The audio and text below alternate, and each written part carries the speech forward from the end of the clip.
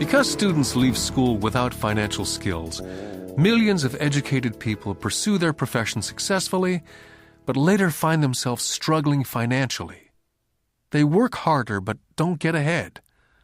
What's missing from their education is not how to make money, but how to spend money. What to do after you make it. It's called financial aptitude. What to do with the money once you make it, how to keep people from taking it from you, how long you keep it, and how hard that money works for you.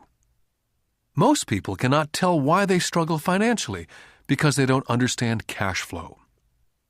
A person can be highly educated, professionally successful, and financially illiterate. These people often work harder than they need to because they learned how to work hard, but not how to have their money work for them. The moving picture show of hard-working people has a set pattern. Recently married, the happy, highly educated young couple move in together in one of their cramped rented apartments. Immediately they realize that they're saving money because two can live as cheaply as one. The problem is, the apartment is cramped.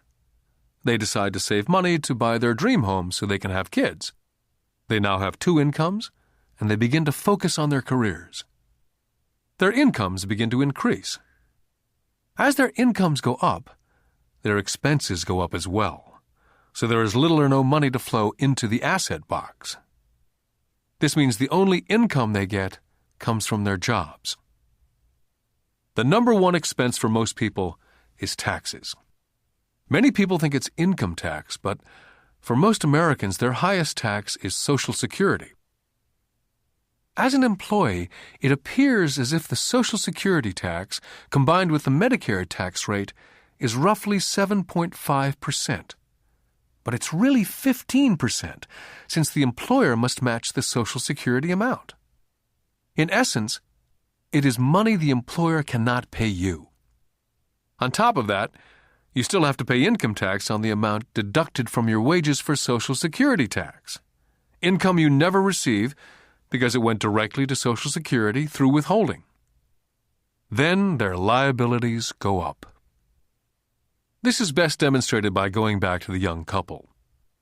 As a result of their incomes going up, they decide to go out and buy the house of their dreams. Once in their house, they have a new tax, called property tax. Then they buy a new car, new furniture, and new appliances to match their new house. All of a sudden, they wake up, and their liabilities column is full of mortgage debt and credit card debt.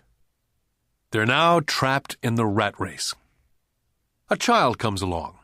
They work harder. The process repeats itself. More money and higher taxes, also called bracket creep. A credit card comes in the mail. They use it. It maxes out.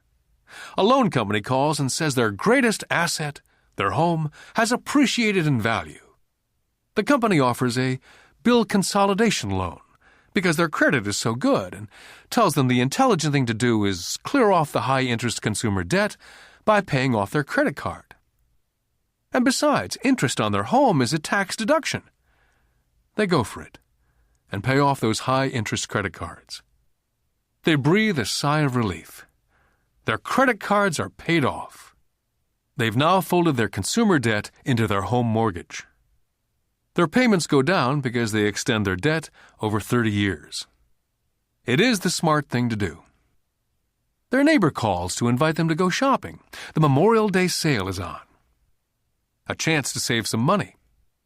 They say to themselves, "I won't buy anything, I'll just go look." But just in case they find something, they tuck that clean credit card inside their wallet. I run into this young couple all the time. Their names change, but their financial dilemma is the same. They come to one of my talks to hear what I have to say.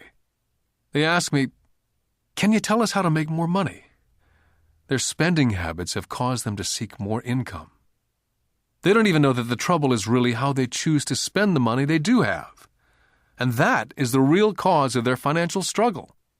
It's caused by financial illiteracy and not understanding the difference between an asset and a liability.